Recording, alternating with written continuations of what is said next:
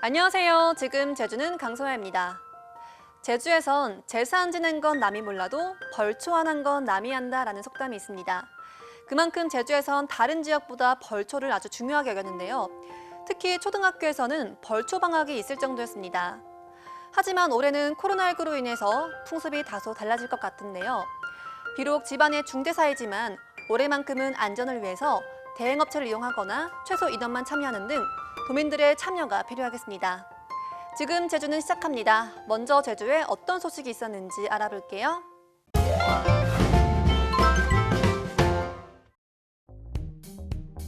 (54번) 확진자 A씨 가족이 수도권에서 가족을 만나고 제주로 돌아온 건 지난 9일.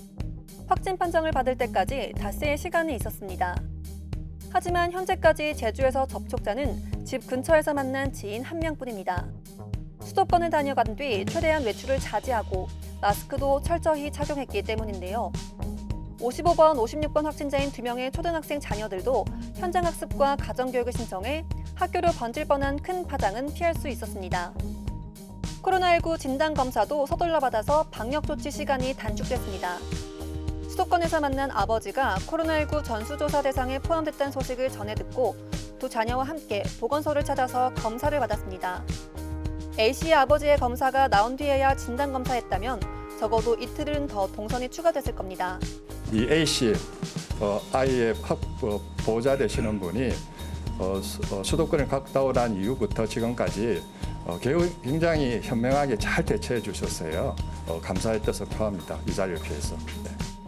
온천 방문 사실을 숨겼던 목사 부부나 야간 파티를 벌였던 게스트하우스 때문에 무더기 추가 확진자가 나온 것과는 대조됩니다.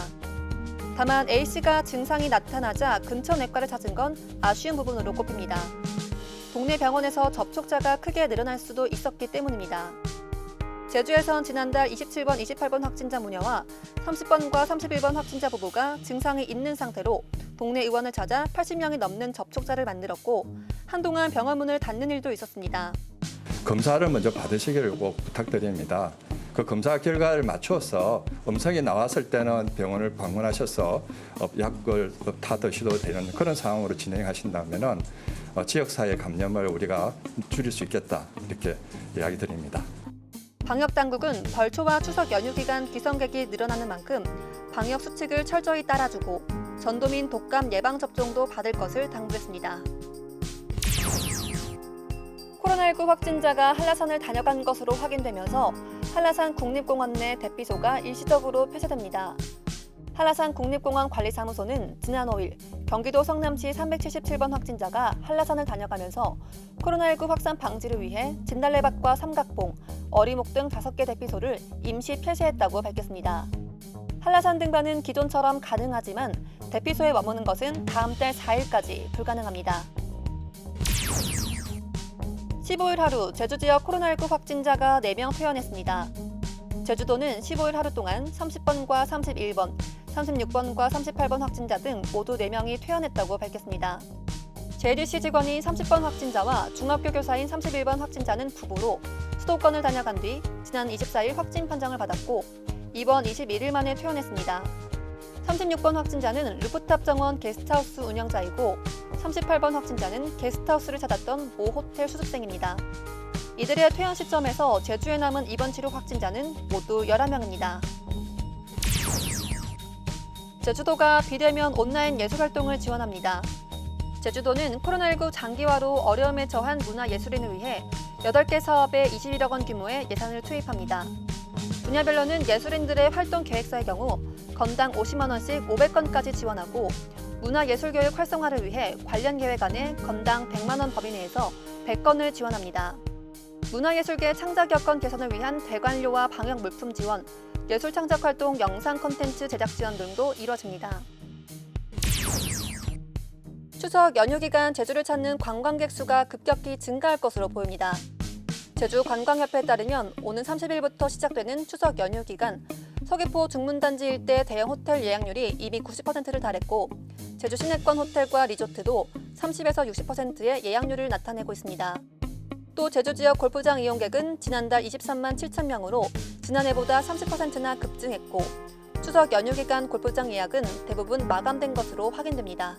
지금까지 오늘 제주를 알아봤습니다.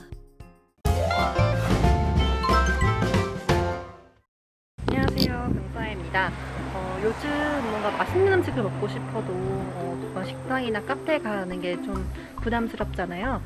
그래서 포장 음식 많이 드시는데 오늘 저도 포장 음식을 사러 가려고 합니다. 게살을 이용한 맛있는 김밥집이 있다고 하는데요. 맛도 물론이고 비주얼도 정말 짱짱이라고 합니다. 지금 바로 저와 함께 가보시죠.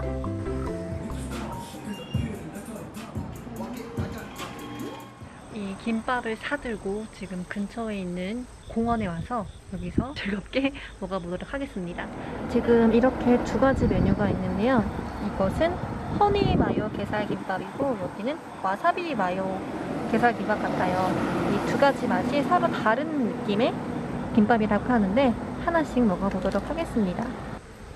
보시면 색감이 굉장히 예뻐요. 분홍 색깔의 게살인 것 같은데 단무지도 송송송송 썰려 있어서 어떤 맛일지 기대가 됩니다.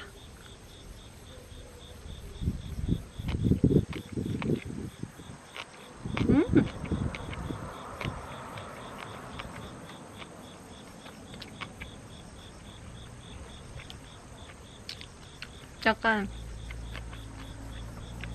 우리가 흔히 먹던 참치김밥의 느낌이 나면서도 단무지 아삭함이 더 많이 씹히고 또 이 게살의 부드러움과 마요네즈의 조화가 굉장히 잘 어울리는데요. 약간 단짠의 조화가 있는 것 같아요. 그래서 단무지의 약간의 짭짤한 맛이 있다면 이 게살이 부드럽고 달달한 맛이 어우러져서 굉장히 누구나 좋아할 수 있는 그런 맛인 것 같습니다. 그 다음 고추냉이가 들어간 김밥을 먹어보겠습니다. 약간 고추냉이랑 마요네즈랑 섞어서 들어간 건지 약간 연두색 빛을 띠고 있거든요. 일단 향은 그렇게 고추냉이의 코칭한 향은 많진 않아요.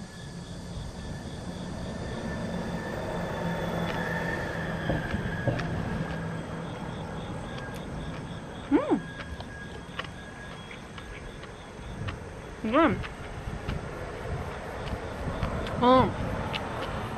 씹으면 씹을수록 고추냉이 맛이 올라오는데 우리가 막 되게 코칭할 정도로 매운 그런 느낌은 아니고요. 굉장히 은은하게 고추냉이 맛이 퍼져서 좀 그런 자극적인 맛을 싫어하는 분들이라도 맛있게 드실 수 있을 것 같고요.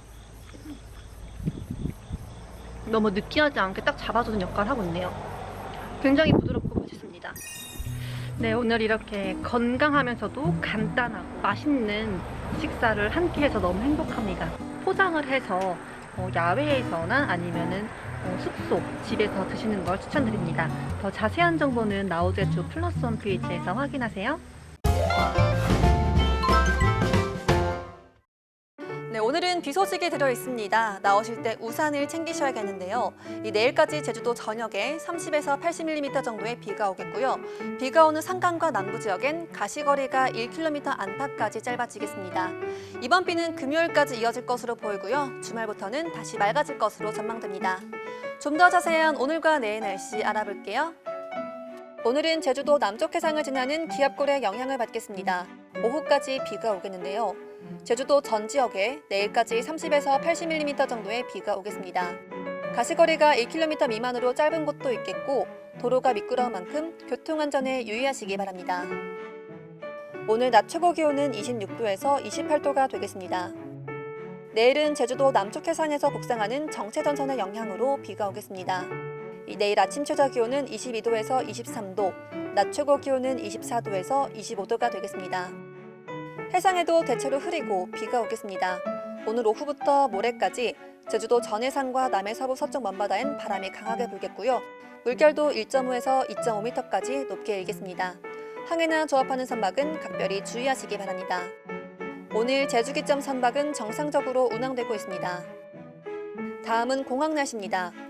현재 전국이 흐리고 비가 오고 있는데요. 제주공항의 바람은 초속 2.1m, 시정은 6,000m입니다. 항공편은 정상 운항되고 있습니다. 지금까지 날씨 정보였습니다.